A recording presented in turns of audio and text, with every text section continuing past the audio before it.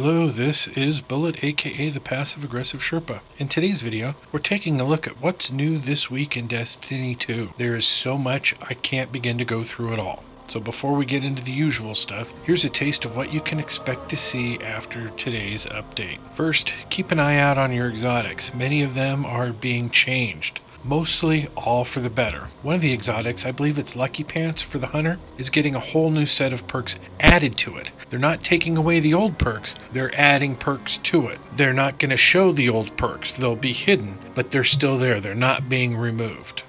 Also, everyone should be able to do the heroic strikes after the update as I understand it. Basically all the activities you couldn't do if you didn't have the DLC, you can now do. You can't run the actual DLC, but the changes, like you couldn't do things like Trials of the Nine and so on, the heroic strikes, you'll be able to do them after this update. And I have to add how impressed I am that so many of these issues are being worked on and resolved right now. I mean, this stuff, a lot of these changes are happening because of complaints that happened this week, and they are fixing them now. I mean, that is awesome. Also, they had planned on faction rallies being this week, and they are now postponed for the next week or maybe two, because that was something, again, that apparently some of it you would only be able to do if you had the DLC. So they're going to revise it so that everyone can take part in this event. Now, if we can just get enough people to start complaining about the state of Nightfall, that'd be great, because apparently Bungie's not listening to me, and I can't really blame them because I can be kind of an asshole.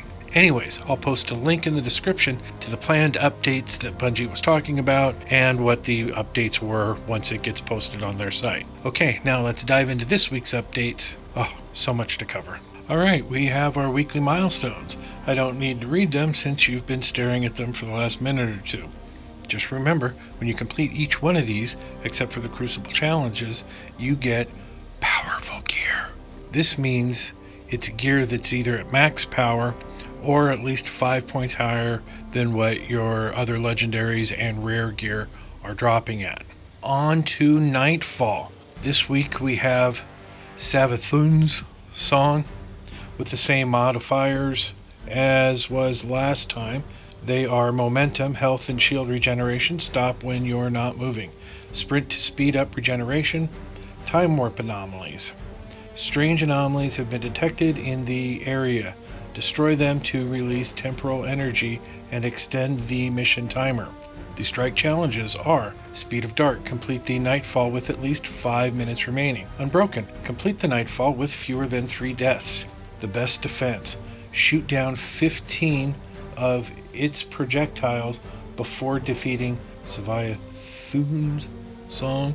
Anyways, same as last time. Next up, the raid, Leviathan. It's the same but different. All the challenges are the same. However, this week the normal mode and prestige mode are at 300 level. They are going to be adding a higher level, I believe next week or sometime soon. But as of right now, it's set so that everybody can do it. Whereas last week there were some issues there with not having the DLC and people couldn't do it or something to that effect. I don't know. I don't do the raid.